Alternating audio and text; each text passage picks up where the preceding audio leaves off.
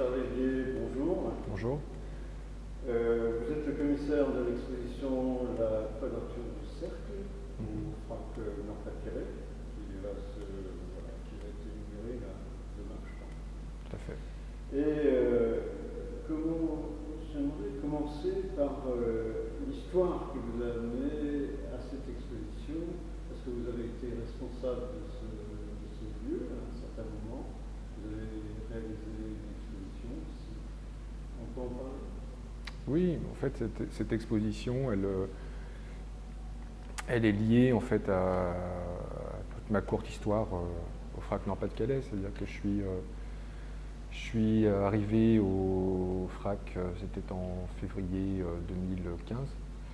Et en fait, j'ai été recruté pour organiser un programme d'exposition dans une période, on va dire, intérimaire, pour imaginer le programme des expositions à la fois sur une partie de 2015, parce que la première partie de 2015, la programmation était déjà lancée, et voilà, et surtout tout 2016. Donc en fait, quand je suis arrivé au FRAC, la première chose que j'ai fait, évidemment, c'est de me plonger dans les catalogues qui recensent les collections du FRAC, c'est-à-dire à peu près 1500 œuvres, ce qui est assez conséquent.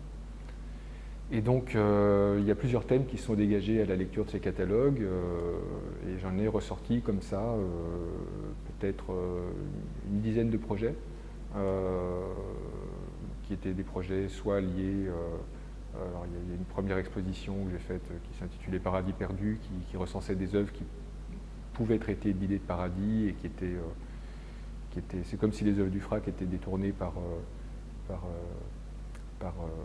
John Milton, qui avait écrit évidemment Paradise Lost, écrivain anglais du XVIIe siècle. Donc c'était un peu un détournement des œuvres par un écrivain du XVIIe siècle. Donc ça, c'était une première exposition. Après, il y avait plusieurs projets comme ça, dont deux autres expositions, notamment, qui étaient une exposition qui ressortirait une partie des peintures d'obédience plutôt néo-expressionnistes qui avaient été acquises dans les années 80, et donc des peintures plutôt exubérantes, comme Eugène Leroy. Voilà, Eugène Leroy, Père Kirkeby, donc des gens très différents, mais qu'on pouvait éventuellement placer dans une même veine comme ça, et qui pouvaient dialoguer.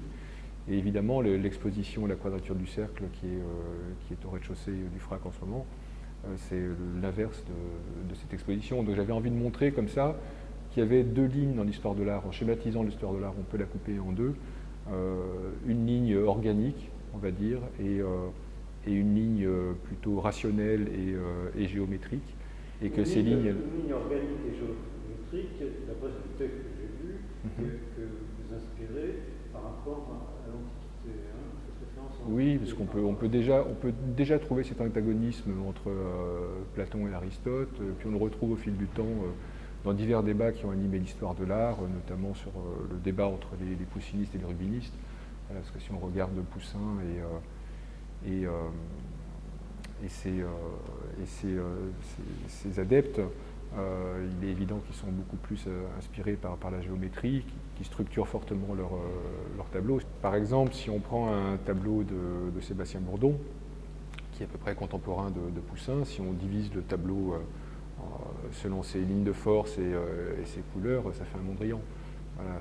Si on prend Rubens, c'est au contraire la couleur qui prend le dessus, c'est pas la structure. Donc c'est ce débat entre ligne folle, on va dire, et géométrie, mais toujours en schématisant beaucoup. Il traverse toute l'histoire de l'art, en fait, et il y a des moments où ces lignes qui sont parallèles, elles s'entrecroisent, bien sûr, et c'est là que ça devient intéressant, parce qu'on a des gens qui peuvent être dans le rationalisme et la géométrie pure, mais qui font un pas de côté, et c'est ça qui fait vaciller le carré sur son axe, justement. Ça veut dire qu'il y a des porosités. Il y a des porosités, oui, tout à fait. Une espèce de dialogue.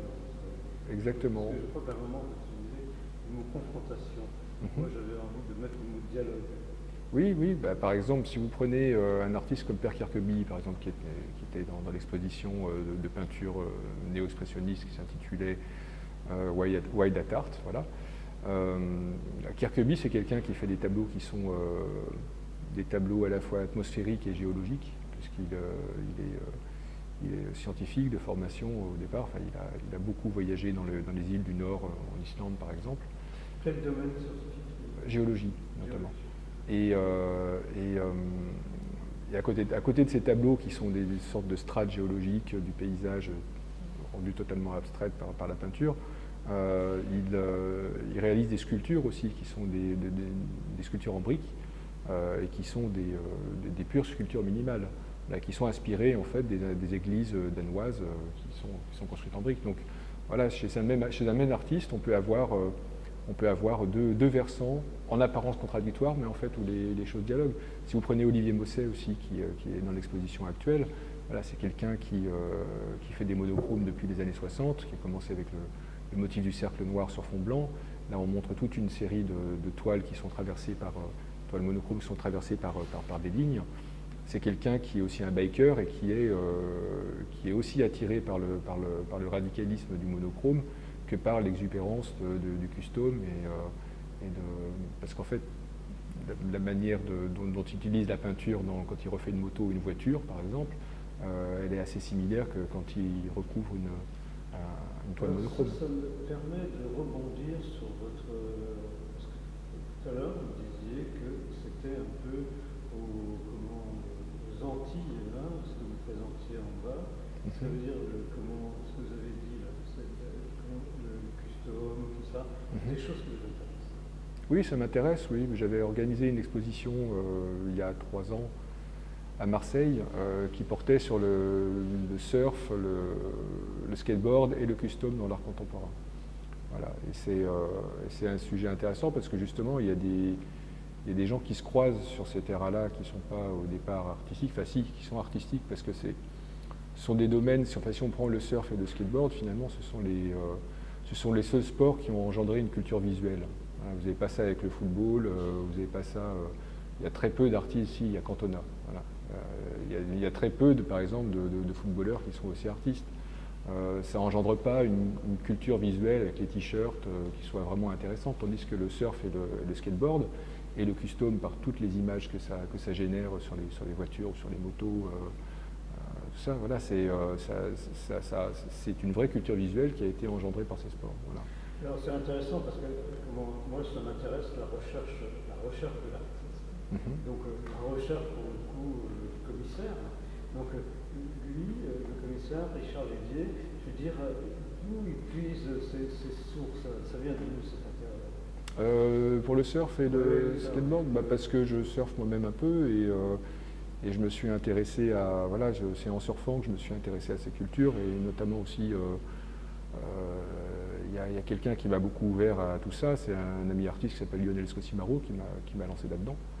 Et je me suis passionné pour ça. Et l'idée de cette exposition à Marseille, c'était que on s'apercevait qu'il y avait beaucoup d'artistes qui étaient surfeurs ou skateurs, par exemple, qui faisaient de la moto depuis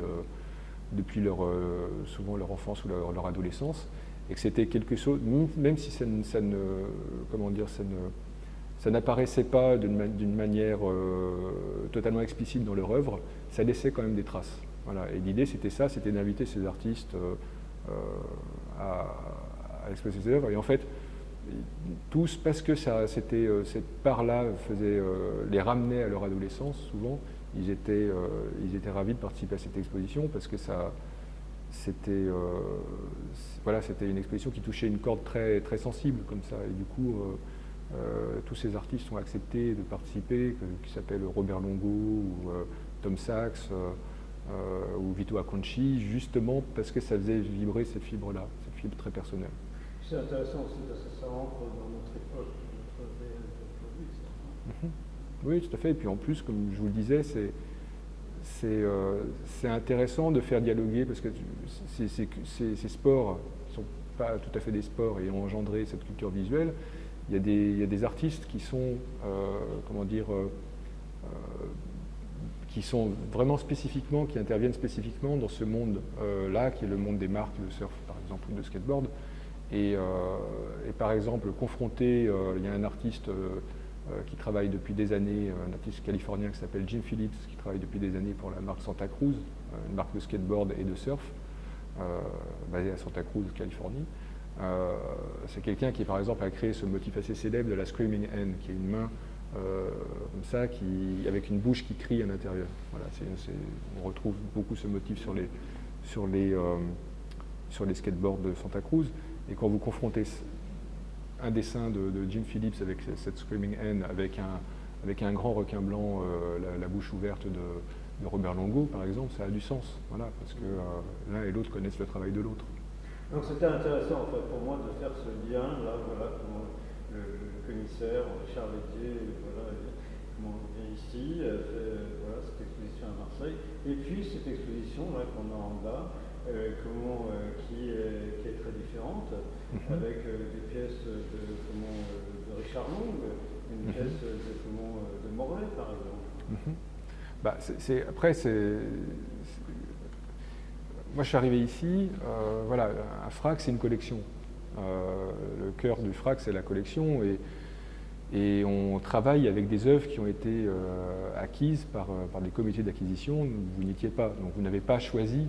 Moi, j'ai jamais choisi aucune des œuvres qui sont dans la collection de ce FRAC. J'ai fait avec ces œuvres, et c'est un exercice assez particulier que moi, je n'avais jamais fait jusque-là. C'est une rencontre. Voilà. En fait, jusque-là, moi, j'ai organisé des expositions en choisissant les artistes, en choisissant les œuvres qui pouvaient, servir un propos. Là, c'est l'inverse. On part d'œuvres et on trouve le propos à partir des œuvres. Donc, c'est un exercice totalement différent. Et du coup, on est amené à exposer des œuvres vers lesquelles on ne serait pas forcément allé au premier abord. Donc, moi, j'ai fait des rencontres avec des œuvres que je ne connaissais pas. Par exemple, dans Paradis perdu, des peintres de la région des années 80 que je ne connaissais pas, et j'ai trouvé que c'était des travaux absolument remarquables. Après, pour l'exposition La Quadrature du Cercle, c'est vrai qu'au départ, cette exposition, elle ne reflète pas mon goût personnel. Je ne suis pas naturellement porté vers le monochrome, mais j'avais envie de jouer avec ça. Voilà. C'est une autre génération aussi. Oui, c'est une autre génération. C'est une question aussi de. Moi, je suis peut-être plus, et pourtant j'ai évolué. Je suis peut-être plus porté sur le versant organique à la base, mais avec le temps, j'évolue justement par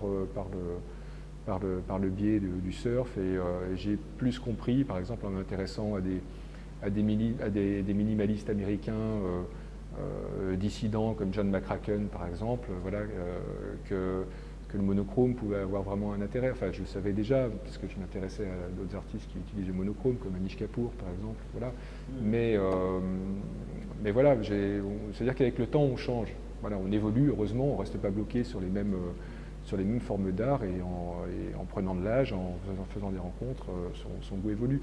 Donc à l'origine, l'exposition qui est en bas, c'est pas forcément une exposition que j'aurais faite si j'avais pas eu à disposition cette collection dont je devais pas m'occuper, mais gérer l'année dernière. Vous voyez, j'ai été content de faire cette exposition, et c'est intéressant justement de se confronter à des œuvres qu'on n'aurait pas choisies au départ. Voilà. Et c'est un exercice totalement différent du commissariat habituel. Et c'est ce que j'ai fait pendant toute l'année dernière, et c'était très enrichissant. Moi, ça a changé ma façon de voir le commissariat, vraiment. Et aussi, c'est grâce à vous que Catherine Millet se retrouve ici aussi. Oui, parce que cette histoire de l'exposition autour de la littérature, c'était un projet qui a été abandonné à plusieurs reprises. Et je me suis dit, mais il y a une personne qui serait parfaite pour reprendre ce projet en main, c'est Catherine, parce que toutes ces œuvres une grande partie de ces œuvres qui ont trait à la littérature, ce sont des œuvres qui viennent de l'art conceptuel. Voilà. Et Catherine a été une des personnes, ils étaient 2 ou 3 en France à cette époque, à la fin des années 60 et au début des années 70, qui ont vraiment introduit l'art conceptuel en France. Voilà. Et puis, il y a ce rapport à la littérature, voilà, art et littérature. Catherine, je crois qu'on ne peut pas faire mieux en France.